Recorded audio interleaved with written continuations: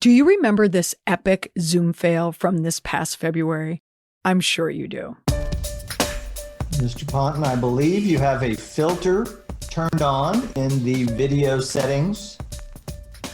You might want to take a look. Can you hear me, Judge? I can hear you. I think it's a filter. It is, and I don't know how to remove it. I've got my assistant here. She's trying to, but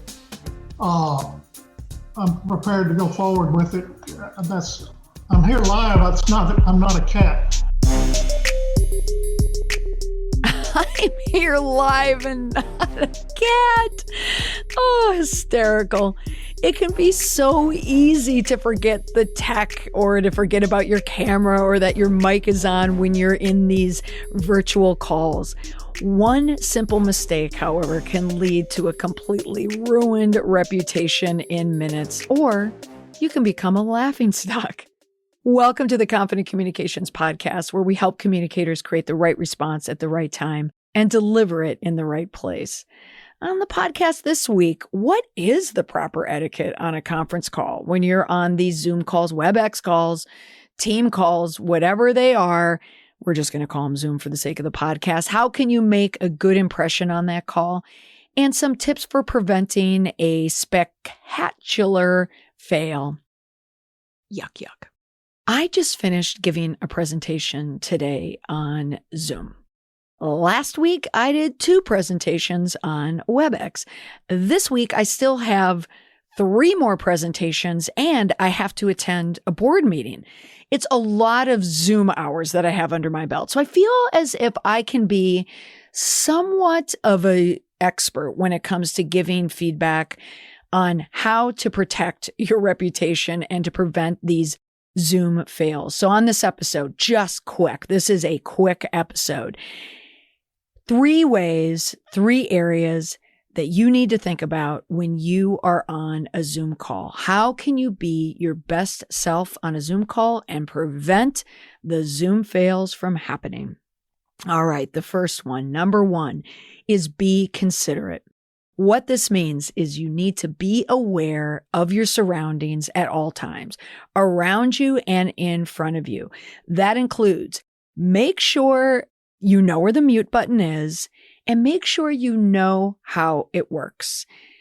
Know precisely where it's located. If you are attending a call and you are on a tablet, know where that mute button is. I cannot tell you how many times when someone is speaking, they're muted. It still happens. Of course, it's going to happen. It even happens to me. But when you're in a call, just be wired into that mute button. And if you start speaking and you realize you're on mute, try and come off of mute as quickly as possible. Make sure your background, your surroundings, that they're clean, they're presentable. Make sure that you are dressed appropriately. Also, don't put a private message on Zoom chat unless you have to, unless it's part of the meeting itself. How many times has someone done a private message or they thought was a private message and was public? I've done this a number of times, not to my peril. It was about, events that were happening there, but it goes out to everyone. And I'm sure everyone's thinking like, what the heck is she talking about? But definitely there have been fails, many fails that I know about where people have been chit-chatting in the private and it went to everyone. Try to avoid talking over people at the same time as other participants.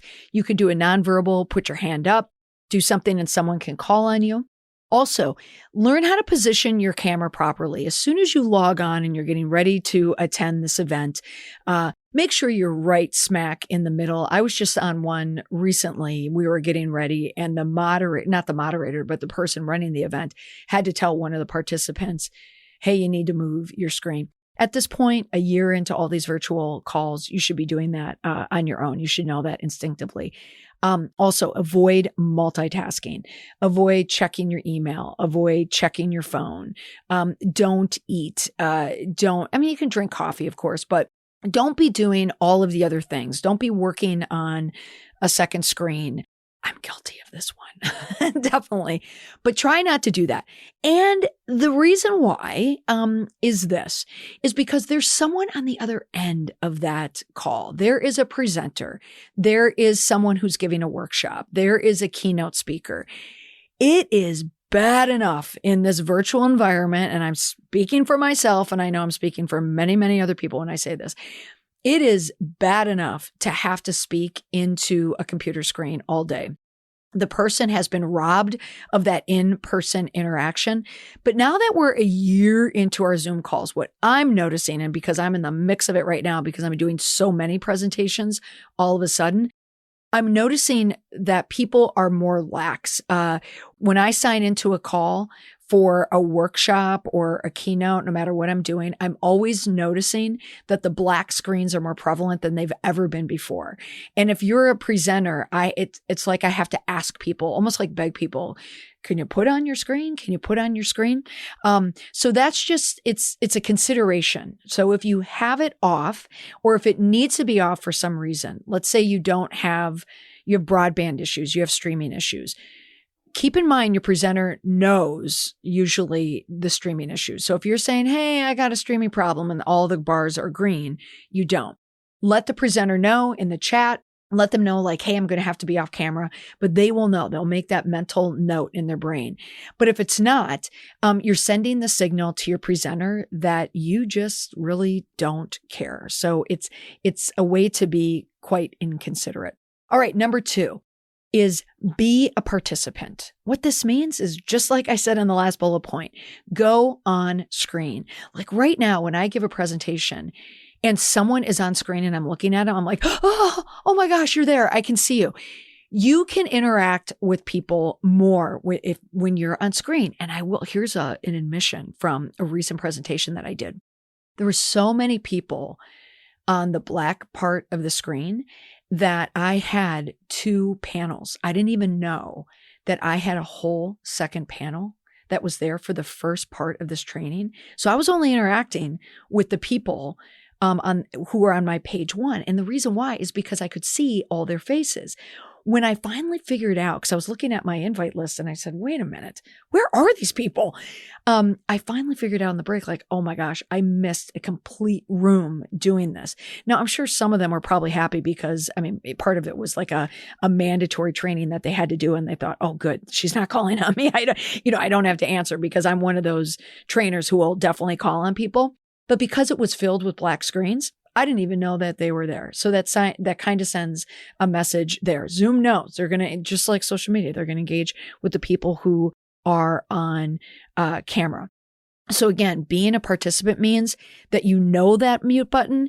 When someone asks you a question, you're turning that mute button on or off like right away. And also, again, like being that participant means that you are there, you are engaged, you are participating in whatever training that you're doing. Remember, like for this year, for the most part where we are right now, I bet for many of you, if you're on virtual meetings, that meeting has replaced an in-person meeting. If you were in person, you would not be sitting in that room with another computer scrolling on another computer. You wouldn't be sitting down and looking at your phone the entire time. You wouldn't be eating your lunch. You wouldn't be like reading a book and doing all these other things. You just wouldn't. You would participate. So not only are you missing out in that, that training or the workshop or the meeting, you can't retain that information. You're also just not sending a signal to the moderator, to the presenter, that you even care. So make the effort if you can. And above all, don't be that one Zoom meeting attendee who just isn't participating. There's always one, and you don't want to be that person. Even if you are on screen, like you're taking notes and you're listening and you're engaging, trust me when I tell you that your moderator, the facilitator, the speaker is going to know that. They are searching for eye contact virtually. If you are the person locking eyes with them, don't look at it as, oh God, like something punitive. Now they're going to keep calling on me. Chances are you're going to have a much, much better, not even chances are, I guarantee you're going to have a much better experience. Find the moments throughout the meeting where you can offer comments or ask questions. Ask questions. No one ever jumps in and asks a question. And if you do that at your next meeting or your next workshop. Just jump in and say, hey, I have a question. Could I ask? You will see your presenter's face light up because it's spring now of 2021. We're all drained doing these online workshops.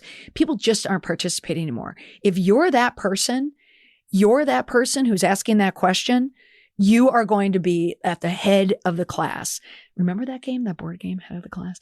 But anyway, your presenter is going to love you for it. All right, number 3, be a connector. Be a communicator. They all go hand in hand with the person who's speaking or organizing the event, whatever it is. Even though it might seem like you're sucking up to the person who's running the meeting, or maybe a boss of yours planned it. It really is a good practice to have. There almost isn't really any sucking up in these meetings. It's just a considerate way to say, I want to connect with you. I want to communicate with you. Some other ways that you can do this. Thank the host or thank the organizer for the meeting or for the training or for whatever it is. Just thank them for setting it up. Because what that does do is it turns the organizer's attention to you. And again, not in a suck up way, but in a, oh my gosh, a reliable way. Like, thank you. I can rely on you. But it also opens up the opportunity to provide input to the meeting. So if the organizer, the speaker, the facilitator, someone like me who's presenting, the more you engage with me, the more I can track what's happening. I can modulate, I can adjust, I can figure out, okay, this piece is resonating or this piece could be confusing. If someone asks a follow-up question like, do you mean this when you ask this? It's like, okay, that means I need to change how I'm doing that. But if no one speaks up, if no one is on camera and no one wants to engage, no one is going to get a good experience in that meeting. Here's the list. 1, be considerate. 2, be a participant. And 3, be a connector, be a communicator.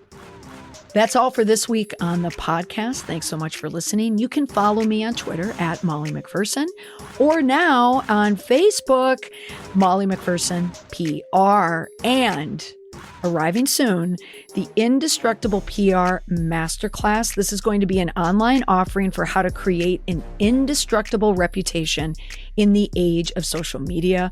I have online modules that are going to walk you through what you need for your full set of resources for creating an indestructible PR presence at your company or organization. So keep listening to the podcast for more information. You can also sign up in advance for more information at mollymcpherson.com. Subscribe. Thanks so much for listening. We'll see you again next week. Bye for now.